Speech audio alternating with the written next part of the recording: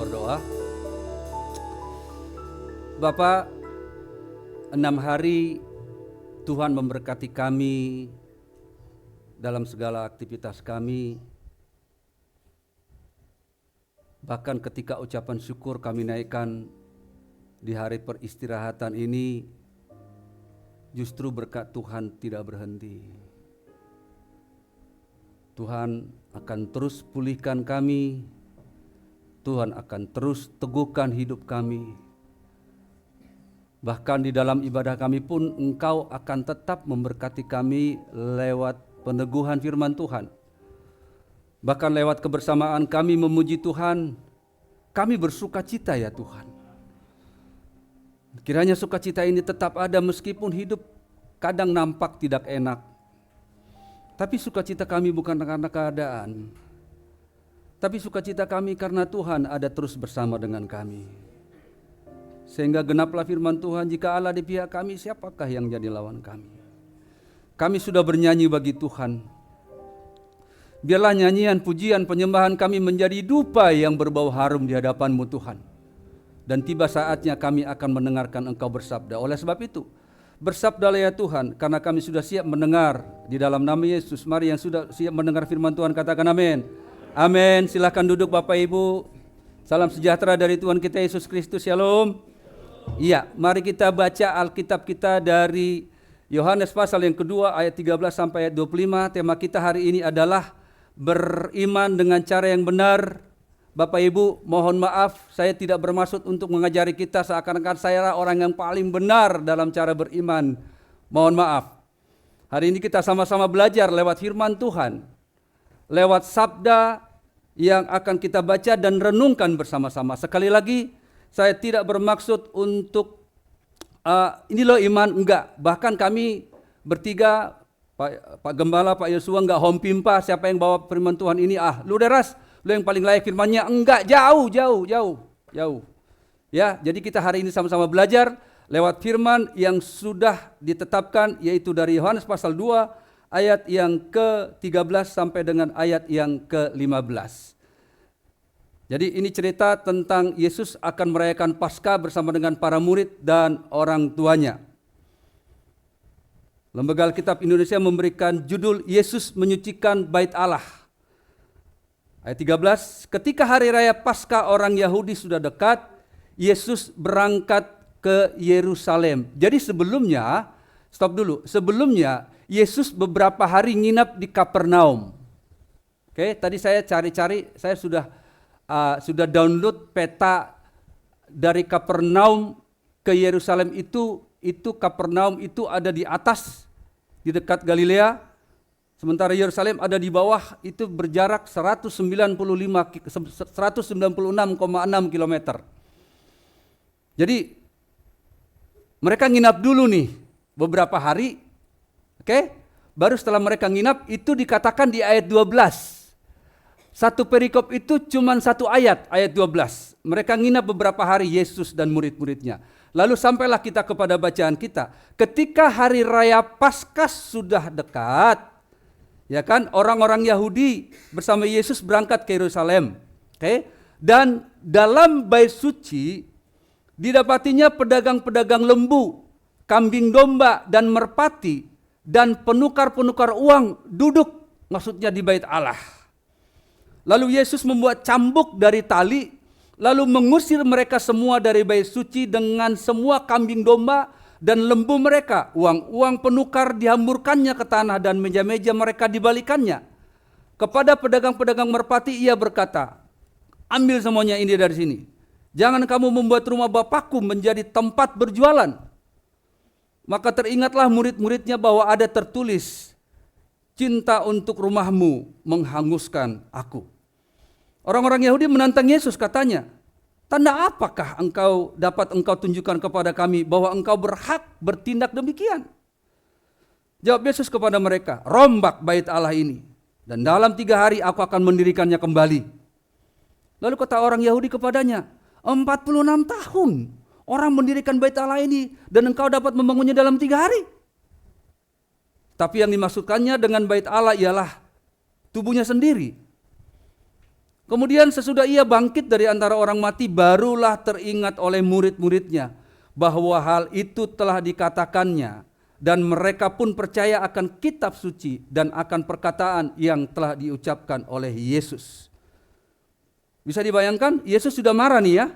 Tapi ayat 23 coba. Dan sementara ia di Yerusalem, saya katakan tadi marah, Alkitab enggak mencatat Yesus marah sebenarnya ya. Tapi bukan marah atau tidak marah yang kita bahas. Tapi ketika emosi Tuhan terpancing karena orang berdagang, kita baca ayat 23. Dan sementara ia di Yerusalem selama hari Paskah, banyak orang percaya dalam namanya karena mereka telah melihat tanda-tanda yang diadakannya. Jadi walaupun Yesus marah, Yesus masih tetap buat mujizat di Yerusalem. Ayat 24. Tetapi Yesus sendiri tidak mempercayakan dirinya kepada mereka karena ia mengenal mereka semua.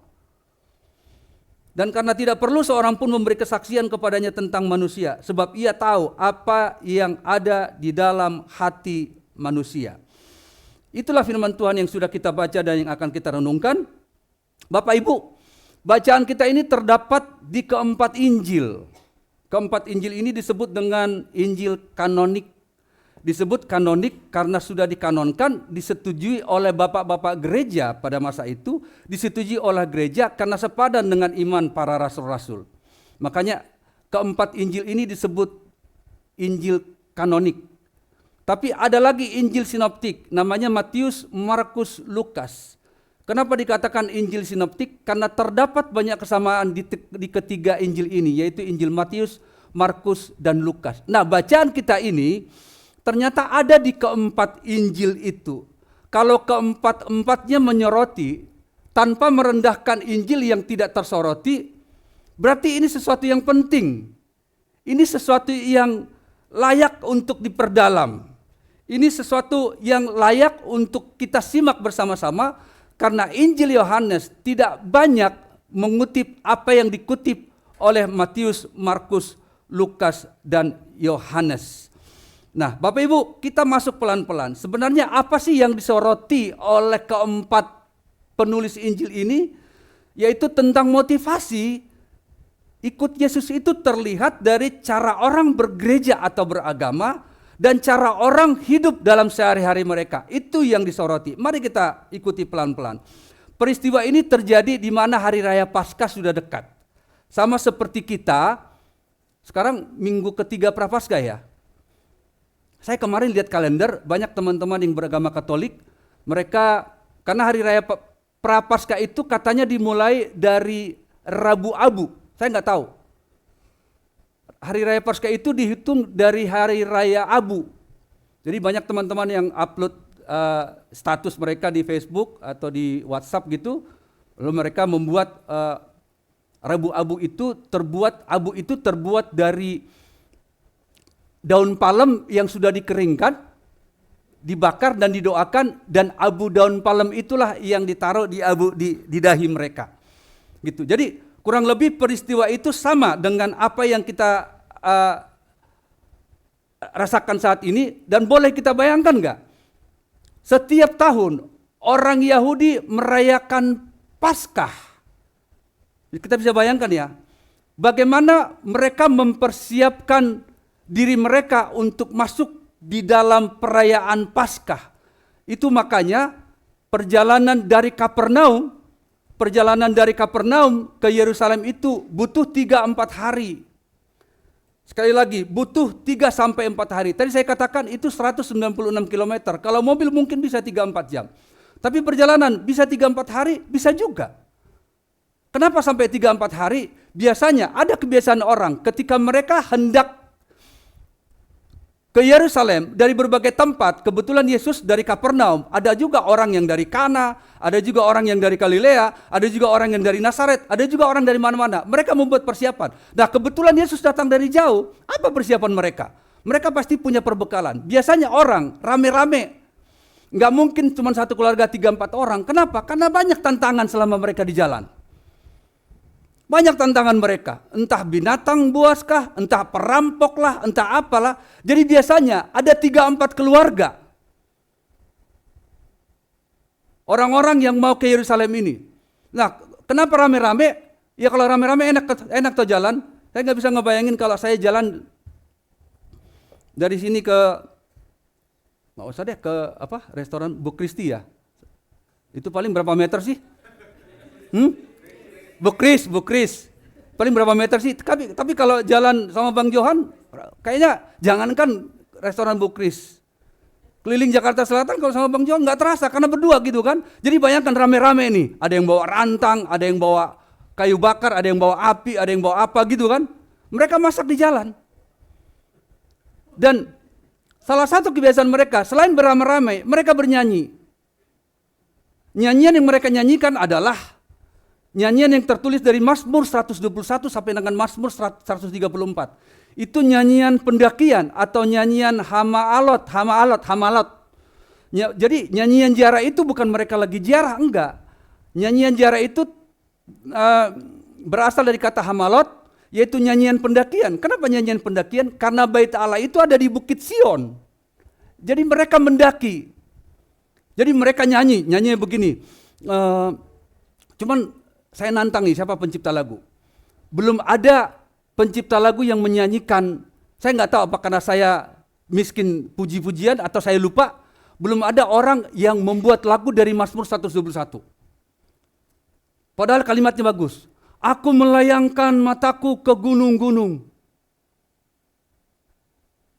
Oh, Pak Gemala deh pujiannya. Iya. Nadanya gimana itu? Nah, kita harus viralkan itu. Coba. Jadi mereka sedang naik gitu ya. Mereka nyanyi. Aku melayangkan mataku ke gunung-gunung. Terus bersaut-sautan. Dari manakah datang pertolonganku? Itu kan saut-sautan itu. Coba buka Mazmur 121. Pertolonganku ialah dari Tuhan Allah yang menciptakan langit dan bumi. Yesus hafal lagu itu. Termasuk Yesus hafal Mazmur 122. Bisa ditampilkan, Bet. Mazmur 122 ayat 1. Termasuk mungkin ini lagu kesukaan Yesus. Kita baca sama-sama. Satu dengan tegas. 1, 2, 3. Nyanyian ziarah Daud. Aku bersuka cita. Bapak Ibu, sukacita kita itu ada nggak setiap hari Minggu? Jam berapa? Antar lah jam 9. Biasakan grip masuk jam 10, jam 10.30 masang juga nggak apa-apa.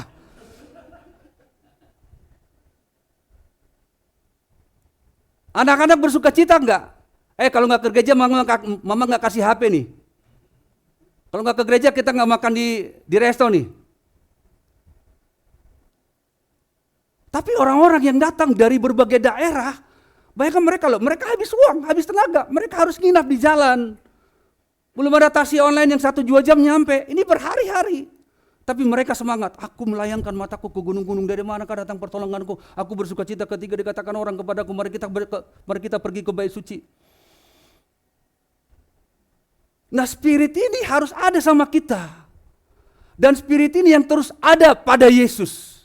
Jadi besar harapan Yesus untuk ia masuk ke Yerusalem dan masuk ke bait Allah. Tapi apa yang terjadi?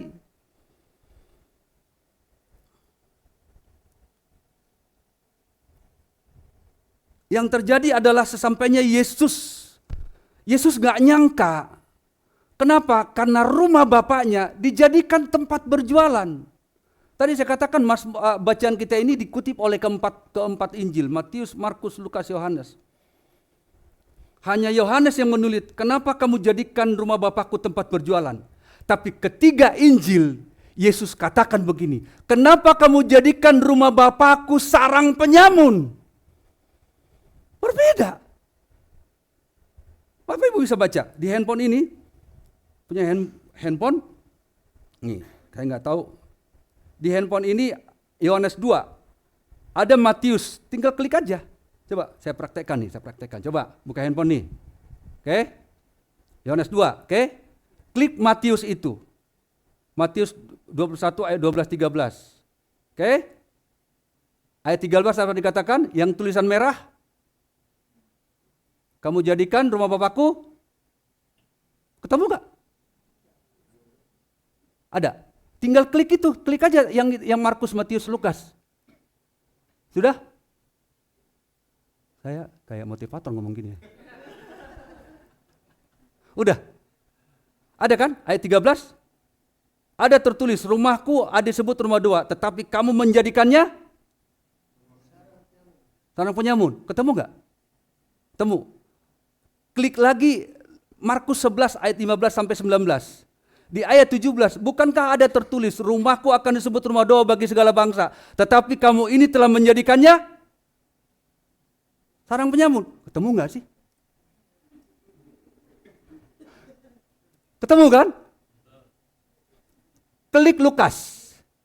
Lukas 19, 45 sampai 48. Ayat 46 apa katanya? Ada tertulis, rumahku adalah rumah, tetapi kamu menjadikannya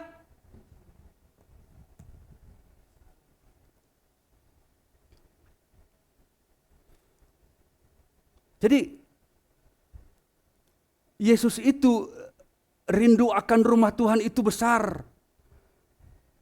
Kesenangannya ketika menyebut gereja itu, makanya muncul pujian dari Mazmur 84 begini. Lebih baik, terus satu hari di pelataranmu, di pelataran rumah Tuhan, bukan di restoran pelataran ya. Karena restoran pelataran itu di Kemang, di Dharma Wangsa, nggak ada di Parung itu. Nggak ada di Condet itu. Rindu rumah Tuhan itu membuat kita rasa gemes gitu loh. Saya mau grip itu, saking kerinduannya itu, mendahului para pemuji datang jam berapa sih biasa? Tanggal 9, karena latihan ya. Oke. Terus saking rindunya kita, kapan nih gitu loh. Coba bisa nggak kita bayangkan? Tadi dalam doa saya 6 hari kita diberkati Tuhan. 6 hari kita diberkati Tuhan, Senin, Selasa, Rabu, Kamis, Jumat, Sabtu. Begitu nyampe ke gereja, nggak asik di gereja. Garing nih mimpin pujian. Khotbahnya garing. Nggak asik. Bayangkan loh, 6 hari diberkati, hari ke-7 masih nuntut.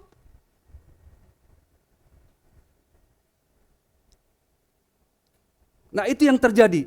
Ketika Yesus sampai di bait Allah, dia lihat, lalu bacaan kita berkata begini, ayat yang ke-14, Yohanes 2 ayat 14. Dalam bait suci didapatinya pedagang-pedagang lembu, kambing domba dan merpati, dan penukar uang duduk di situ. Jadi kambing domba, lembu, sapi itu dan burung merpati itu buat korban. Oke?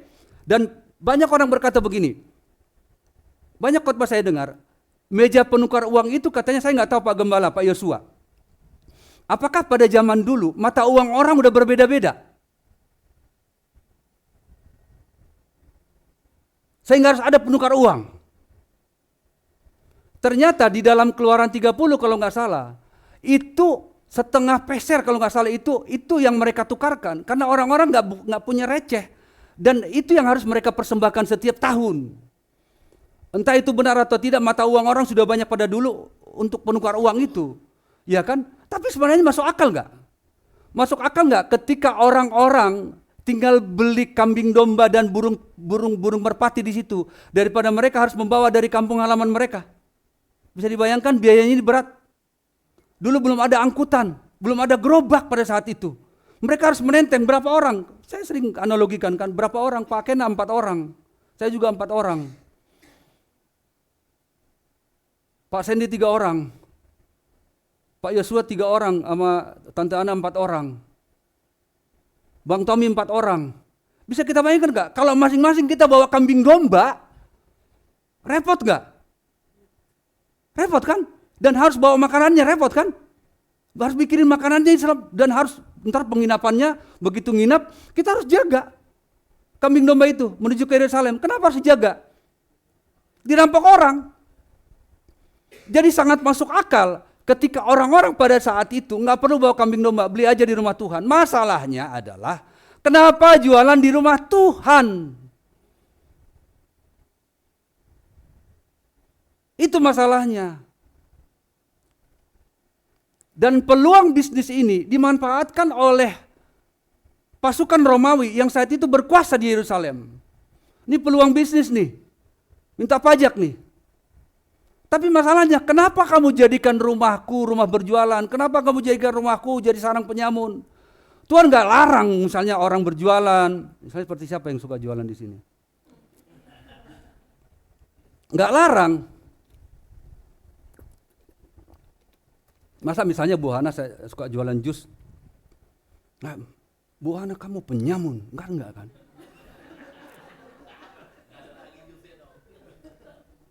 Enggak kan? Eli selamat, dia barangnya ada di sini, orangnya enggak ada. Enggak.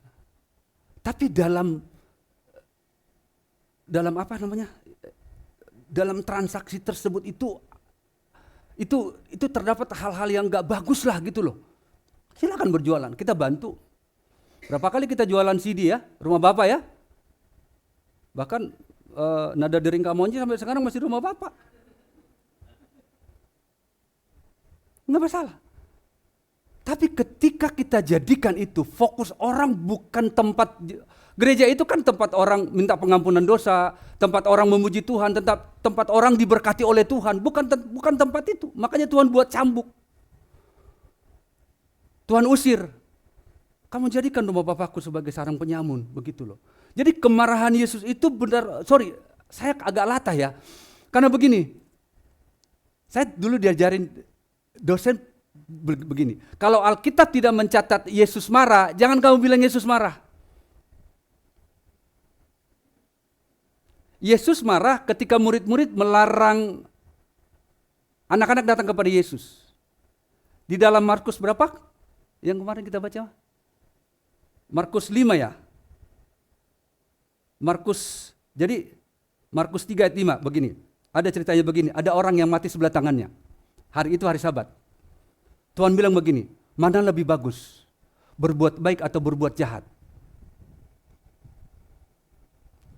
Para imam saat itu dan ahli Taurat diam. Karena Yesus tahu bagaimana pikiran mereka. Karena hari itu hari Sabat gak bisa berbuat apa-apa. Sementara ada orang yang mati sebelah tangannya. Betul? Ada orang yang mati sebelah tangannya. Dengan kata lain, Yesus menyembuhkan tangannya. Tetapi Markus 3 ayat 5 berkata begini. Bapak Ibu bisa baca. Markus 3 ayat 5 ia berduka cita karena kedegilan mereka dan dengan marah. Markus 3 ayat 5. Dan dengan marah ia memandang sekelilingnya kepada mereka lalu ia berkata kepada orang itu, ulurkan tanganmu. Dan saat itu Yesus menyembuhkan tangan orang yang mati sebelah tangannya. Alkitab mencatat Yesus marah. Kalau benar-benar Yesus marah pada saat itu, mengusir ternak-ternak mereka, saya pikir Yesus tidak akan membuat mujizat di Yerusalem. Mari kita masuk lebih dalam lagi. Muncul pertanyaan Bapak Ibu. Apa sebenarnya tujuan kita beragama? Apa sebenarnya tujuan kita ikut Yesus? Bapak Ibu, jangan-jangan kita seperti penukar uang. Kita seperti pedagang lembu, pedagang sapi, pedagang merpati. Orang Romawi yang sedang bertransaksi di gereja. Karena tidak sedikit orang yang datang ke gereja itu bertransaksi. Kalau aku ke gereja, maka sakit penyakit tidak akan menghampiri aku. Kalau aku ke gereja, maka bisnisku akan diberkati oleh Tuhan. Kalau aku ke gereja, maka tidak akan ada belalang pelahap. Bukankah itu sedang bertransaksi? Sekali lagi, 6 hari kita sudah diberkati oleh Tuhan. Saya cari, muncul istilah ini. Coba buka Bet. Jika sibuk beragama.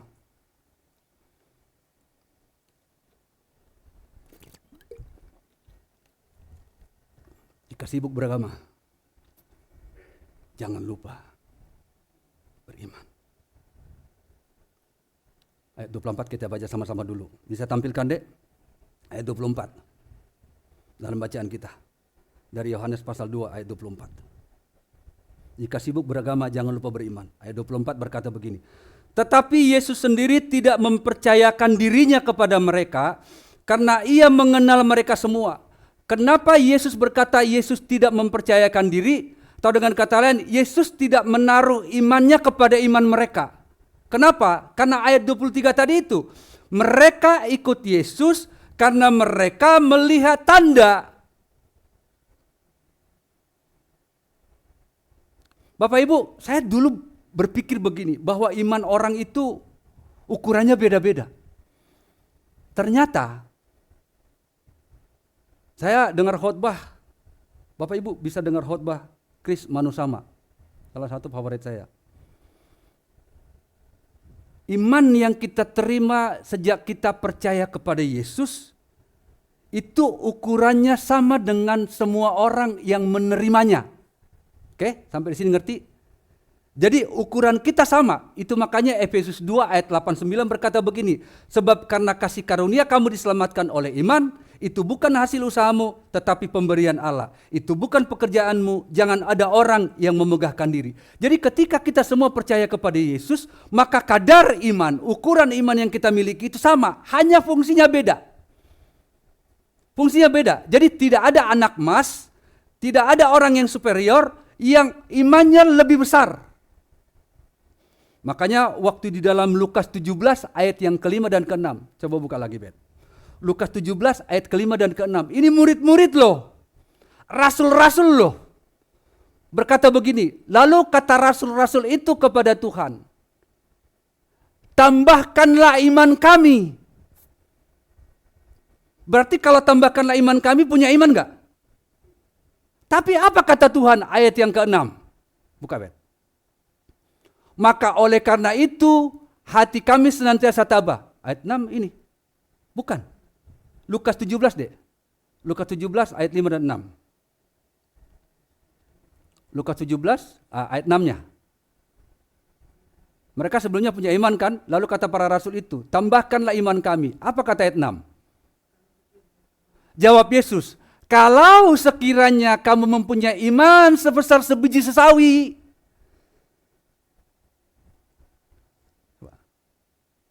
maka kamu dapat berkata kepada pohon ara ini, terbantunlah dan tertanamlah ke dalam laut, dan ia akan taat kepadamu. Bisa kita bayangkan enggak? Berarti iman saya, dan termasuk para rasul itu, belum ada sebesar biji sesawi. Pernah enggak kita, jangan-jangan ada di antara kita yang berkata begini, Tuhan tambahkanlah imanku. Di dalam Roma 5 ayat yang kelima tadi itu poin yang bagus tuh. Iman itu tidak akan pernah bertambah ketika iman itu tidak akan teruji.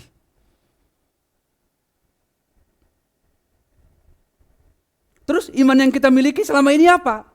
Ada namanya iman indera. Iman indera maksudnya begini, apa yang kita lihat, apa yang kita rasakan, apa yang kita cium, apa yang kita kecap. Lalu kalau perasaan itu berubah, maka iman kita berubah dong. Harusnya enggak. Tapi karena ada iman yang sudah Yesus taruh ke dalam kita, maka iman itu kita percaya walaupun belum melihat. Karena ada iman yang Tuhan taruh kepada kita, maka iman yang percaya sesulit apapun keadaan kita, Tuhan akan memampukan kita. Karena ada iman yang Tuhan taruh, meskipun pasangan hidupku belum setia, belum datang kepada Tuhan, aku akan tetap setia kepadanya.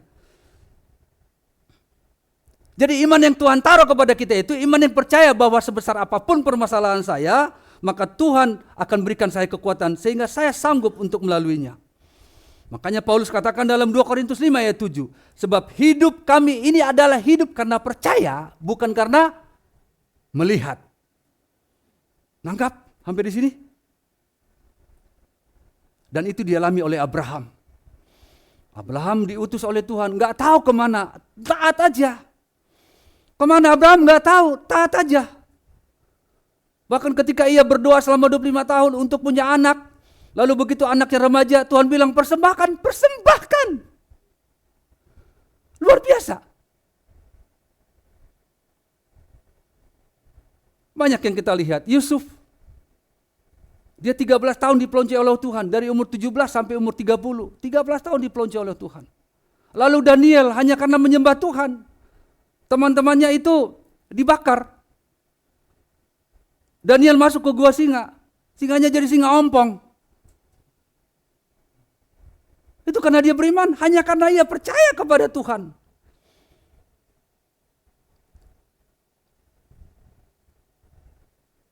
Jadi Bapak Ibu Saudara terkasih, beriman yang benar itu adalah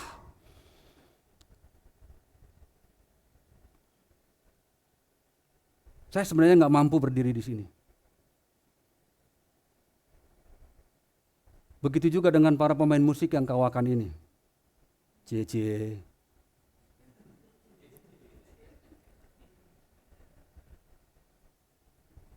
Tapi kalau bukan karena keintiman Tuhan, terus apa yang membedakan kita dengan orang muslim yang pernah melayani di sini? Kalau bukan karena iman kita, yang membedakan kita dengan para penyanyi di luaran sana. Kita bisa panggil penyanyi dari luar yang suaranya bagus-bagus untuk jadi singers. Tetapi keintiman dan penyembahan kita ke Tuhanlah yang membedakan kita dengan mereka. Amin.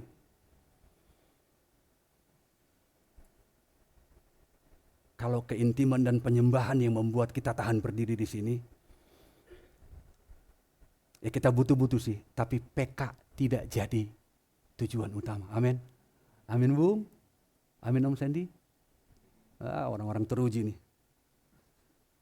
Ya. Lo gereja kecil loh, mereka mau melayani loh. Kalau bukan karena Tuhan, keintiman mereka datang ke sini. Mungkin grip urutan ke-10 kali Om ya. Kalau pelayanan di cancel baru ke sini, tapi prioritas.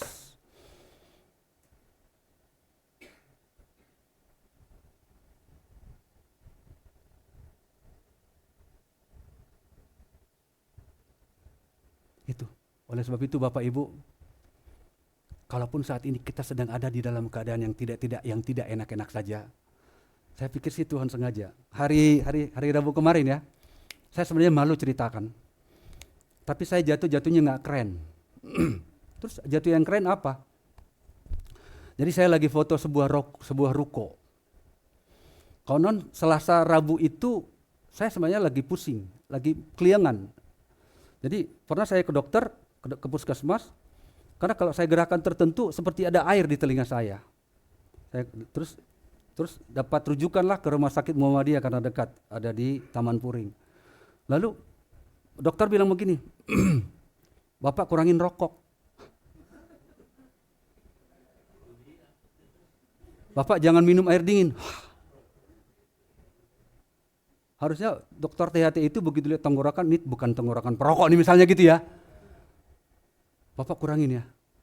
Saya datang ke dokter THT, ya mungkin berhubungan. Lalu saya dikasih obat hidung tersumbat dan obat tenggorokan. Keluhan saya datang ke sana hanyalah telinga.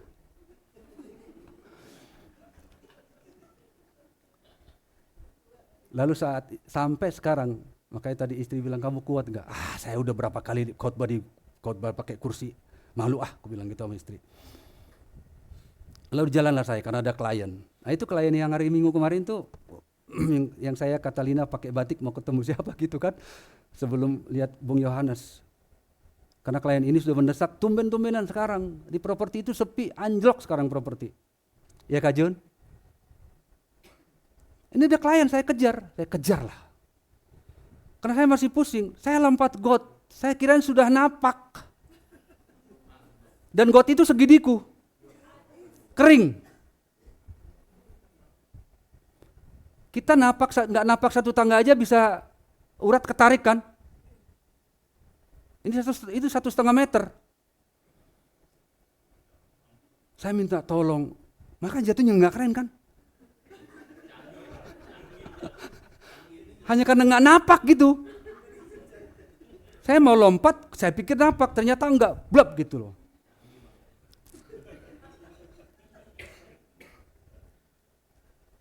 Akhirnya saya ke Haji Naim.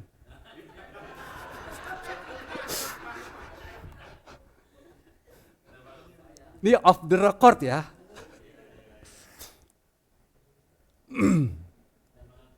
Terus saya rebahan. Tapi ada positifnya Bapak Ibu. Ada positifnya. Positifnya adalah saya lebih banyak persiapan dengar firman Tuhan. Walaupun khotbah saya biasa-biasa aja hari ini. Emang kapan luar biasa gitu.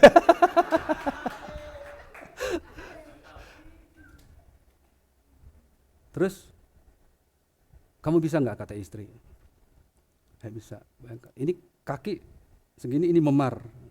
Dan ini lutut sakit. Enggak, saya begini. Saya cukup sering ada gangguan untuk naik mimbar. Cukup sering. Saya percaya Pak Yosua, Pak Gembala pasti cukup sering ada gangguan. Tapi begitu berdiri di mimbar ini, nggak ada apa-apa, ya Bang ya? Amin, nggak ada apa-apa. Ini sesde, lagi hidungnya meler. Bisa tadi itu naik overtune tadi berapa kali?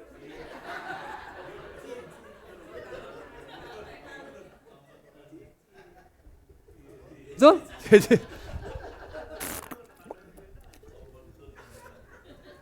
grip itu kalau nggak overtune nggak asik.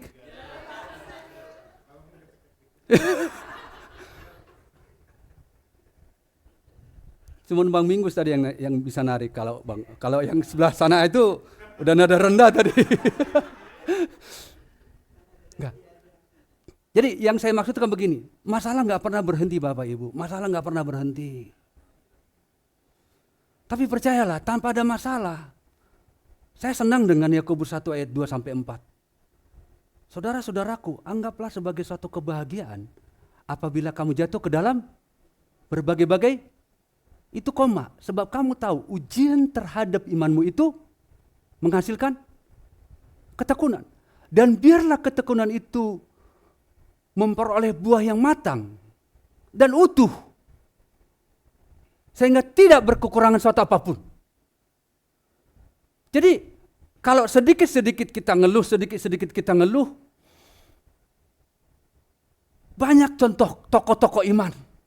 Saya baca Ibrani 11 ayat 6. Bisa tampilkan deh, Ibrani 11 ayat 6. Ini kita harus baca sama-sama.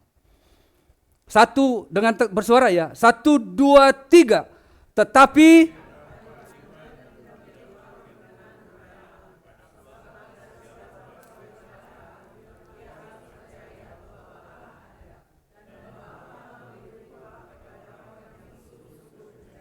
coba. Tanpa iman tidak ada seorang pun yang berkenan kepada Allah. Dan Tuhan setia. Kata upah ini adalah sorga. Tapi saya percaya ketika kita setia ke Tuhan, ketika kita tetap kepada Tuhan, upah itu tidak hanya sorga. Upah itu adalah janji Tuhan yang akan memberikan kita kekuatan, yang akan memberikan kita kemenangan. Satu ayat lagi, Bet. Mazmur 60 ayat 14. Aku senang dengan ayat ini. Mazmur 60 ayat 14. Kita baca sama-sama. Ini di luar perjanjian kita ya, Bet. Mazmur 60 ayat 14. Ayat terakhir. Oke? 1, 2, 3. Dengan Allah akan kita lakukan perbuatan-perbuatan. Sebab apa? Itu. Saya berani melangkah dalam hidup ini. Ini kekuatanku. Allah yang akan berperang. Bapak Ibu, saya nggak tahu apa yang sedang kita alami saat ini. Kata orang keadaan makin nggak baik. Setiap driver online yang saya nakin pulang kampung nggak? Mereka datang nggak pulang kampung. Kok kompakan kalian para driver? Iya sekarang sepi Pak. Biasanya karyawan-karyawan kantor itu naik gokar. Mereka sekarang naik busway, naik Transjakarta, naik MRT. Tapi ini kesempatan buat kita untuk iman kita semakin teguh. Kalau punya uang, kalau sehat-sehat kita lama-lama gak butuh iman. Tapi dalam keadaan seperti ini, iman yang sudah Tuhan taruh kepada kita itu, kita harus berani berkata, Tuhan meskipun saya belum melihat, tapi karena Tuhan ada bersama dengan aku, saya percaya. Amin. Amin Bapak Ibu. Masih ada waktu Pak Gembala? Ya. Kemarin Haniel anak saya nangis. Kak, izin ya Kak. Dia masuk eligible. Kemudian hari Rabu kemarin tanggal 18 ya? Tanggal 18 ternyata namanya nggak ada. Iya deh ya? Kok matamu berkaca-kaca? Iya. Jadi doa saya begini, Tuhan walaupun anak saya nggak masuk, ada kesempatan lagi. Tuhan walaupun gak masuk, saya bilang ke anak saya, Kak, please. Masa depan memang bagus di PTN. Tapi ternyata masa depan ada tempat-tempat lain. Kak, seandainya kamu nggak masuk nanti ujian tes, berat bagi dia untuk mengatakan, saya siap Pak, enggak. Karena kerinduan dia hanya di sini aja, hanya UPN Pondok Labu, itu kok doa kami. UPN Pondok Labu, nggak jauh-jauh. Nah, dia juga menyadari, dia nggak coba apa itu yang di Malang? Unbrau. Dia nggak coba UGM, dia nggak coba UI. Sesuai dengan kemampuan dia coba UPN. Tapi nggak masuk. Saya bilang, Kak, seandainya nggak masuk nanti PTN, kamu bisa nggak katakan Tuhan tetap baik? Tuhan tetap baik nggak, Kak? Ya Kak ya. Jadi iman itu nggak ketika kita menaruh iman kita, apa yang kita doakan dapat. Apa yang kita doakan dapat. Tapi ketika tidak dapat, teriakan kita, waktu kita, kemampuan kita ke Tuhan kadarnya nggak berkurang. Itu beriman yang benar. Kadang-kadang kalau iman kita belum terjawab, teriakan ke Tuhan itu mundur. Yang tadinya berdoa 1 hari bisa 2 kali, lama-lama jadi enggak. Lama-lama jadi enggak. Lalu bernyanyi, Tuhan masihkah mau kau mendengarkan doaku? Tetap berdoa ya Bapak Ibu, meskipun belum terlihat. Saya percaya, enggak ada ombak yang tidak bertepian. Enggak ada masalah yang tidak terselesaikan. Karena ada Tuhan yang bekerja untuk kita. Dan Tuhan sendiri yang akan menginjak kita. Amin. Berikan kemuliaan sama Tuhan. Kita berdoa yuk.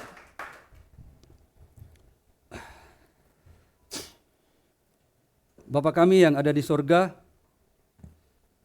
firman-Mu sudah selesai kami dengarkan.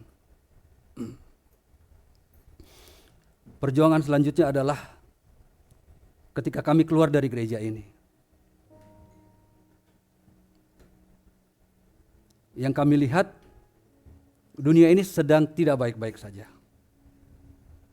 Dan memang itulah kata firman-Mu di dalam Matius 24, Lukas pasal yang ke-20, 21, Markus pasal yang ke-11, 12. Bahwa keadaan dunia tidak baik-baik saja. Sama seperti keadaan orang-orang di masamu ya Tuhan. Mereka tidak mengindahkan bait suci.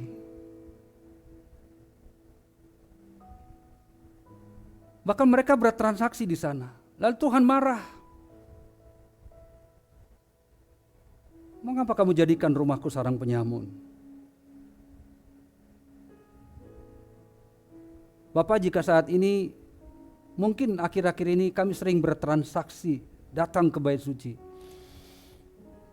Tak kami hitung-hitungankah kami ke gereja supaya diberkati oleh Tuhan, padahal 6 hari Tuhan sudah berkati kami. Kami berpikir kalau kami ke gereja maka belalang pelahap tidak akan menghampiri kami. Seharusnya kami datang ke gereja untuk menaikkan ucapan syukur kami karena Tuhan baik, teramat baik bagi hidup kami. Dan kalau kami tahu Tuhan baik dalam hidup kami, maka kami pun tidak akan pernah berpikir untuk bertransaksi.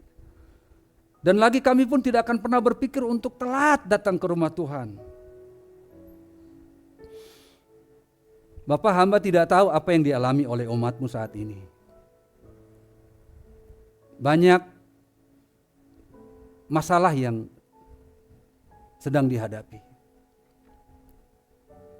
Tapi kami banyak contoh pahlawan-pahlawan iman. Bahkan banyak di antara mereka yang tidak pernah melihat keadaan baik sampai akhir hidup mereka. Mereka menderita. Oleh sebab itu ya Tuhan, iman yang sudah taruh di dalam kami itu adalah iman yang mampu melihat meskipun jawabannya masih jauh. Iman yang Tuhan taruh pada kami itu iman yang membuat kami kuat walaupun keadaan tidak baik-baik saja.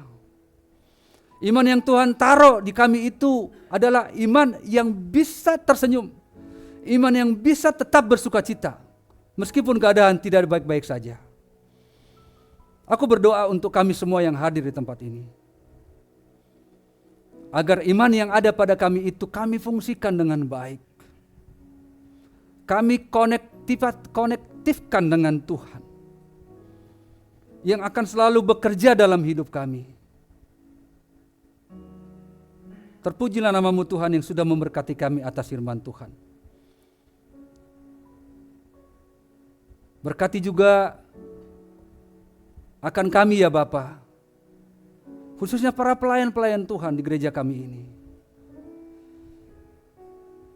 Bahwa keintiman, kedekatan, penyembahan kami ke Tuhanlah yang membuat kami tetap bisa berdiri di panggung ini. Bukan karena talenta kami, bukan karena kemahiran kami. Terpuji-pujilah nama-Mu Tuhan atas firman-Mu yang sudah kami dengarkan. Hanya di dalam nama Yesus kami berdoa dan bersyukur. Haleluya. Amin.